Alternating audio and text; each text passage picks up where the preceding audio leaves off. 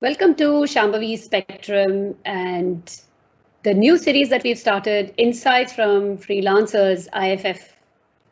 And I love technology because I'm speaking to Vanshika Mehta today, who is a freelancer, and she's all the way in Delhi, and I'm in Dubai. Between the two Ds, the technology has helped us bridge the gap. Vanshika, welcome. Thank you so much for giving me this time and the opportunity. And you are one busy freelancer. So tell me more about yourself, about what you do. And I know your journey into freelancing started somewhere about maybe a year, 18 months back. Actually, I want to know, you should go two steps back as you were educated in the US and then you came to Yes. India. Let's start your journey from there. Yeah, for sure. Thanks for having me. I went to Northeastern. I studied at Northeastern in Boston. I did my undergrad in marketing and management. And just like most corporate, people they get into work. And so I did that. I was lucky that I had an internship when I was in college itself, and my college had a year's internship program. So did that, graduated, worked. So I was in the US completely for about 6 years, and it was really a great experience. And 2018 Feb is when I moved to India. And yeah, I jumped back into corporate and was like very, very excited to experience corporate India. And I did that till November of 2019. And then after that, I decided, okay, like I'm gonna try working independently and see what happens. And Jan 2020 was when I full-fledged jumped into it, and I was like, this is it. And here we are. I'm in a year and 4 months in, and it's been a wonderful journey. I think I've learned a lot. I've become more confident as a person. I'm more confident in the skill set that I have, which I think is irreplaceable. And I've met such cool people.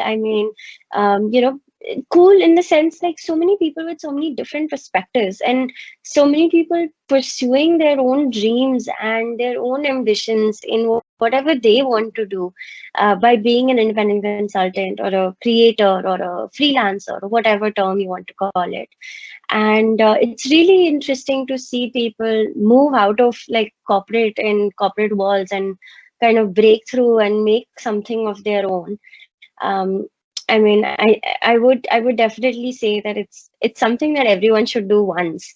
If you haven't done it yet, you're missing out. So I would say everyone needs to do this once in their life to experience what it is on the other side. And it's beautiful. It's a whole new journey, and there's nothing that can replace it.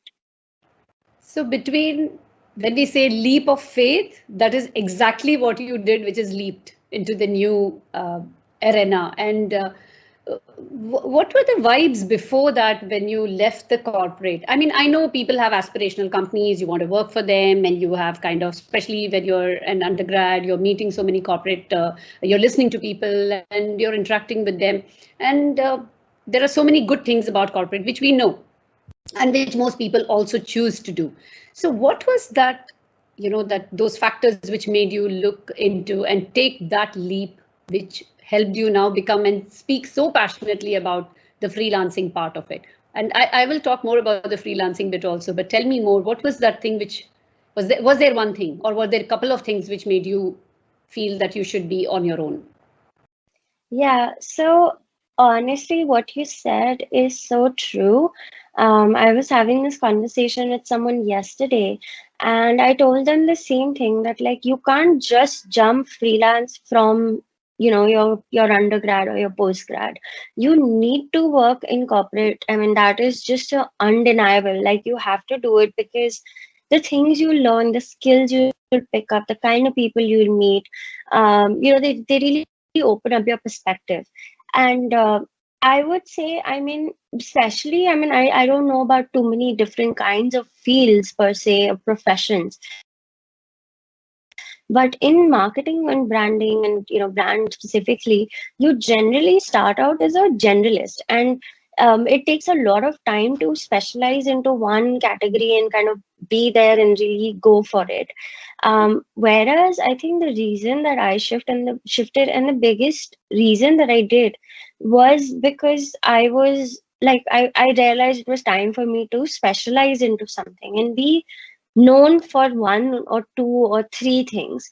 And I think freelancing gives you that opportunity. So, for example, like, hypothetically, there could be, say someone in marketing who does not like writing, for example. Then, when you freelance, you can say like, okay, I don't want to get into writing. I just want to get into strategy.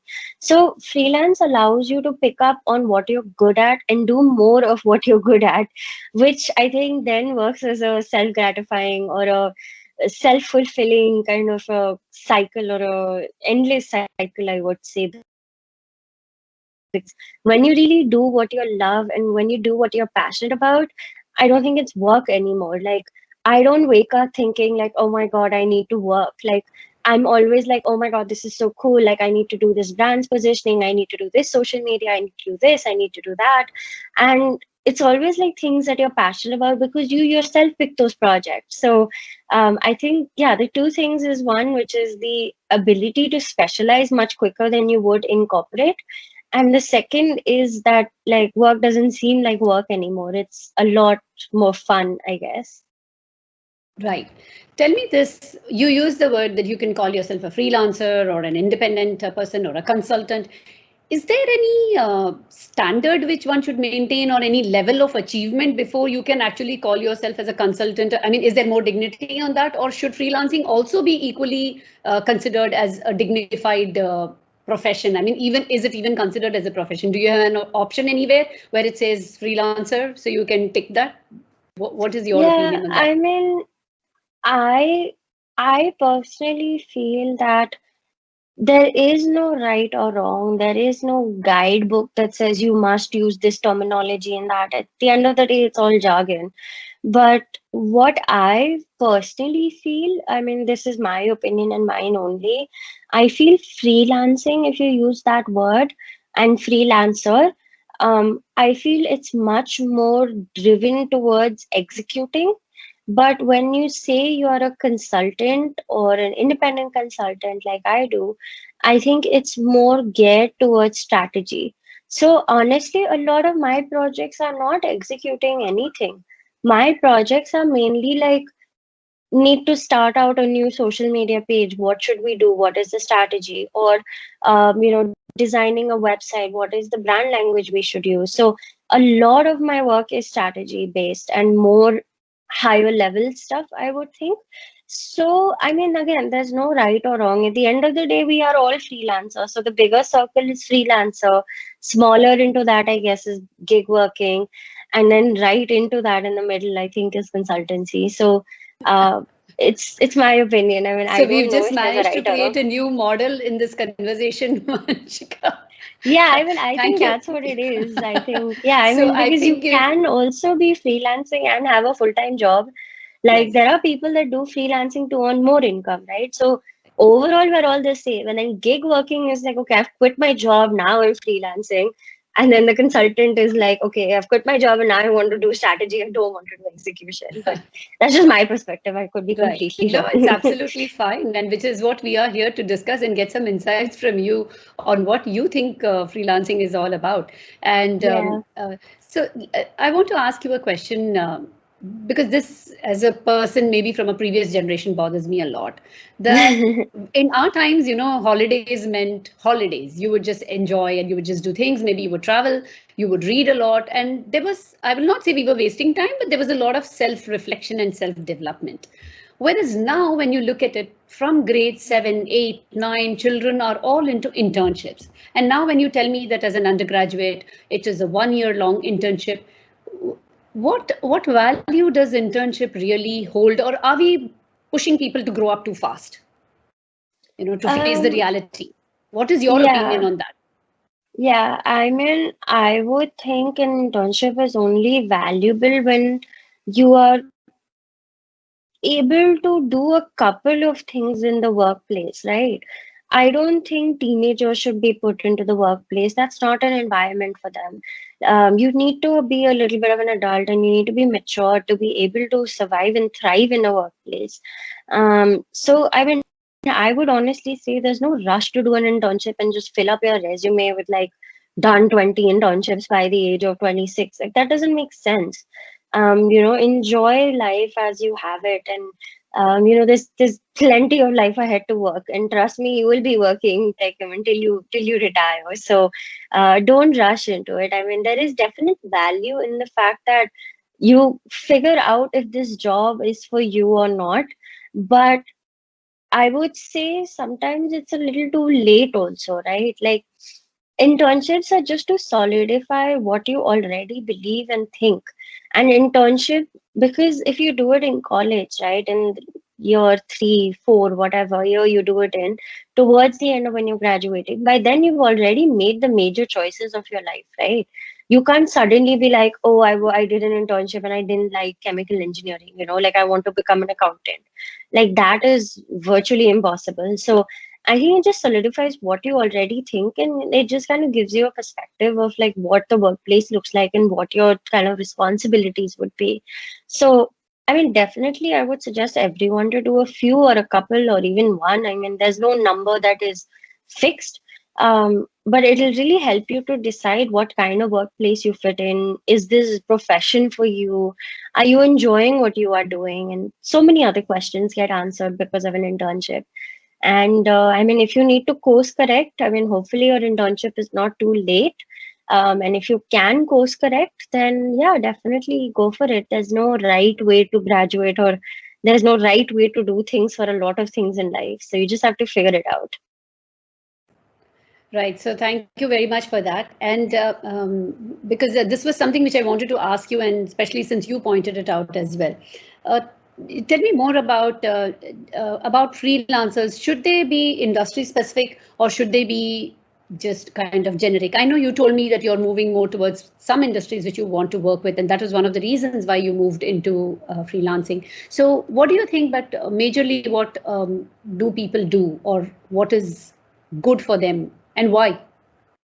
Yeah, that's a really nice question. So I would say, I mean, within freelancing, it's a skill economy. And within a skill economy, it doesn't matter what industry or type of company, or a lot of the factors kind of go away, right? So, for example, like, like right now, I'm into brand incomes, and I have specified that I only want to work with small and medium businesses. Like, that's where I feel the impact really is. Because the larger the company, I mean, I'm crossing my fingers and hoping that by then they have a brand lingo and a brand guide made by then, right? So I'm crossing my fingers on that. So it would make no sense or no value for me to chip in unless they are going and they're doing a brand revamp or something like that. Then I'm like, acha, theek hai, makes sense. But small and medium businesses are where they're actually struggling to create this brand identity, which is so crucial. It's like the heart of your company, if you had to put it in the most blatant, honest way. Um, and so I think every freelancer needs to find not an industry or not a, I mean, not something that like pulls them in, but I think the bigger question is what is your skill and who do you want to help with that skill? So I mean, over time, I've realized 3, 4 industries where like I know, okay, like I'm really good at it and I've gotten a lot of appreciation and I'd like to do more projects in that industry. But I mean, that doesn't stop me from doing other industries. Like, I'm open to experiment. But the only parameter I have is like small, medium startups. Like, that's the parameter. And then it's skill and service based, right? So I won't necessarily do like case study writing. Like, that's not in my realm of things I want to do. So stick to 1 or 2 things that you're good at skill wise, and then figure out maybe one factor or something that will like kind of bind you in. It's important to know your niche, so that goes back into your skill, right? Like, figure out like you're not just a content writer, but you are a really good ebook writer, or you're not just a content writer, you're a really good website content writer. So you need to have that specialization and then some sort of boundary, because even in a business, right, they tell you that like not everybody is your target audience. And I know you'll Yes. relate to this, right? I can't just say like every small and medium business is my target audience. That's a lie. So I am focused towards tech companies. Like that is just the kind of business I like working in. And within that, I mean, I'm looking at say industries like edtech, fintech, SaaS. These are the kind of industries that I like working with. So not everybody is my customer, and within that range of kind of industries that I like to work within and the size of the companies that I like to work within, there are plenty of customers in that range. So you need to make sure that there's enough supply in whatever you do, and then demand, sometimes you have to create it, sometimes it happens through inbound. But if there's enough supply, there will possibly be sufficient demand, is what I think. So don't get too Right. specific, because then you'll box yourself in, but be a little specific, because not everybody is your target audience. Right. So you have actually come back to the basics of marketing, of having the Yes. STP, Yes. ready Yes. out there, and what your offering is. But a question which came in my mind now when you're talking about the new, let's say you said that the companies which are already existing, they have already established themselves, so they don't really need anything. But what about all these various platforms which are coming up new every day? So do you think somewhere where they could use your value because you're already this generation who's dealing with various platforms, or do you keep some specific platforms for yourself? Do you choose that also? So platform wise, you mean like LinkedIn versus Facebook Yeah. versus Yeah. Twitter? So do you choose that? Um, Okay. Because let me just put it in this way. I do some consultation for people, and I had one of my customers come in with a list of 25 various social media channels which she was supposed to be, and somebody was helping her out with this. And I said, 25, your business is accounting. Where are your customers? Let us look at them, because whether you are on 3 or you're on 25, where do you want to be? Like you said, where is your customer? And then let's do this. If you think your customer is on Snapchat, let's go there. Otherwise, let's stick to Facebook, let's stick to LinkedIn. So, but when companies come across as like Clubhouse, now everybody wants to be on Clubhouse, but what are you doing out there? So my first question was that, do these big companies, do they need people like you to tell them that how important is this, are these new platforms going to be for them? Like Clubhouse has some big names, big freelancers and people who come and talk, and people feel that there is more reach, they are able to reach to them easily. Or, and then the second part, that the smaller, like, do you decide for yourself that these are my platforms which I'm going to specialize in, and if it's beyond that, the scope of activities, STP, and then scope of activities. So if the scope of activities beyond that, please go ahead and find somebody else to do this. Do you do that? yeah, so I would say, I mean, a lot of the businesses I work with get caught up in the web of we need to be everywhere. And that's like you mentioned, it's not humanly possible for one person who is, even if that person is titled a social media manager or me, it's not possible for me to manage so many channels by myself. If you tell me that you have a team of 6 people, one will write the content, one will do the graphics, one will do this, one will do that, then we can think about it. But most of the companies I work with are all like, where should we put in our investment and why? If you can't answer the why part, then it really doesn't make sense. Like a lot of people, like you mentioned, all these cool people are on Clubhouse, and same, I mean, a lot of cool people are on LinkedIn. Which one will work for you? I can't guarantee you. I can't write it on a piece of paper and say 1 year later, open this and read it, and it will be this number of followers. But I think initially you need to be a little niche, right? Time, effort, money. I mean, these are the 3 parameters, right? To be on a social media channel requires time, effort, and money. And money is the one that a lot of us don't even consider as a part of the calculation. Like, for example, like when I do consultancy calls, time, value, and I charge money for it, right? Because it's my experience and my learnings that I'm sharing with you.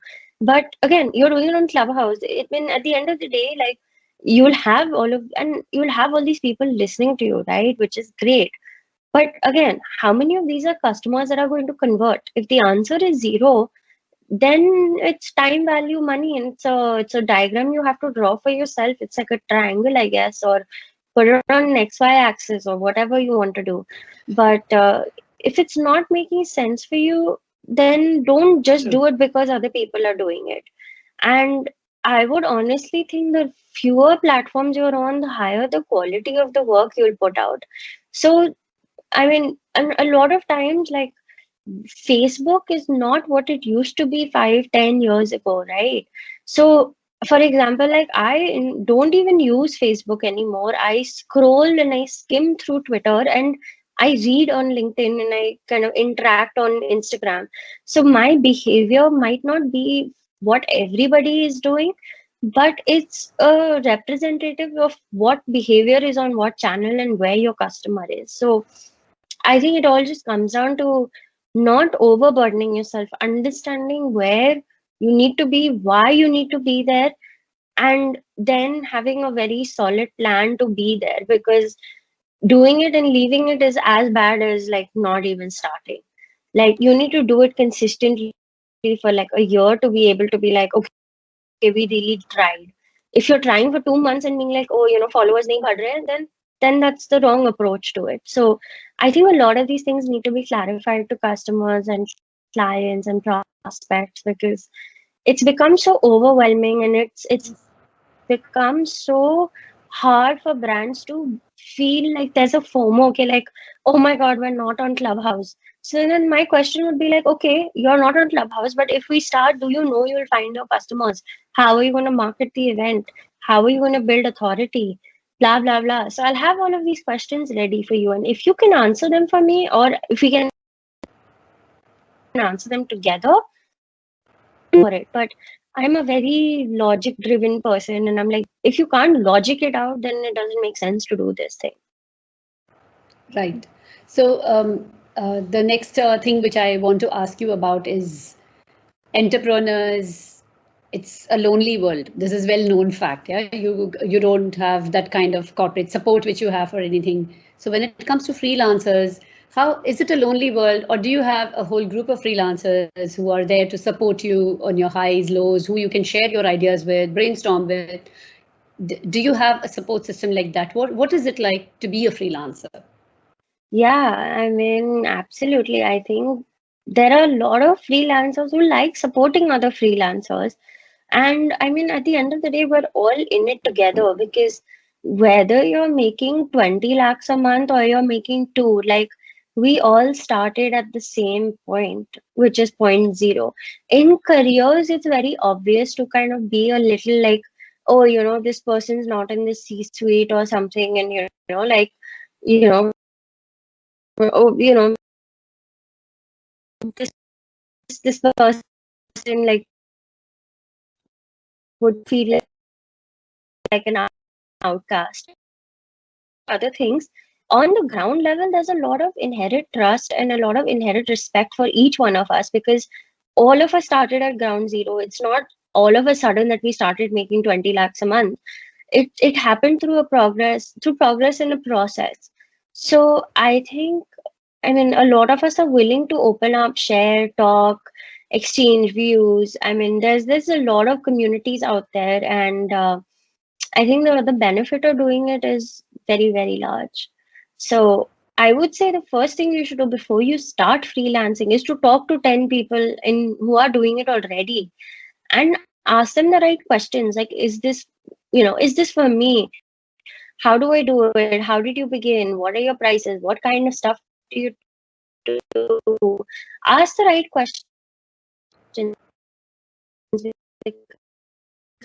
They're all ready to help. I want to talk to you and not share anything. I mean, everything is available on Google these days, so there's no real secret that they're using or some magic sauce. Like, I mean, at the end of the day, it's all shared learning, and making the community better, bigger, stronger, I think, is the only way for us to succeed. So the more freelancers stick together, I think the stronger we'll get, is the bottom line. Okay, so great. I would have asked you, if there's a message for freelancers or anything you want to say, but you've just about said that. So where do you see yourself in, let's say, 5 years, Vanshika? Yeah, I mean, in the next 5 years, I would hope that I would have a solid structure and a strategy to what I'm doing. Right now, I wouldn't say I'm in the dark, but I'm somewhere between dark to light. So I'm also, and yeah, I mean, in 5 years, I'm looking to probably have a team or a structure and really kind of solidify what my vision and mission is and have other people jump on board. So I Yeah, think so that's that's what where my I'm question heading. is. Are we going to have a Vanshika and Co. or, Yeah, I guess. anything? I mean, Are we at going the to end have a of the day, company? like Would you as be? one person, yeah, totally. As one person, there's only so much I can do. But if I have a team and I have 10 people who are brilliant at what they do, working under me or for me or with me, whatever term you want to use there, there's so much that I can do myself. And the work will get better for all of us collectively. So I think the only way to grow as a freelancer is to think in that direction. Like, how do you turn this into a business? If your goal is to just be a freelancer, you're going to hit a kind of glass ceiling of freelancers, I guess, because there's only so much money that I believe you can make. There are only n number of clients that you can service at one time. So there is a physical limitation to how much work you can do, right? Now, I mean, the question is, yes, you can only take on, say, n number of projects, right? But at the same time, you can find n number of projects paying you 200 rupees and you can find n at 100.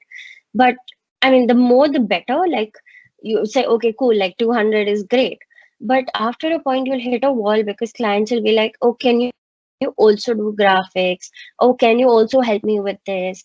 And you'll realize that there's a lot of opportunity around you to kind of build a team and build opportunities for yourself so that you don't have to say no to these clients.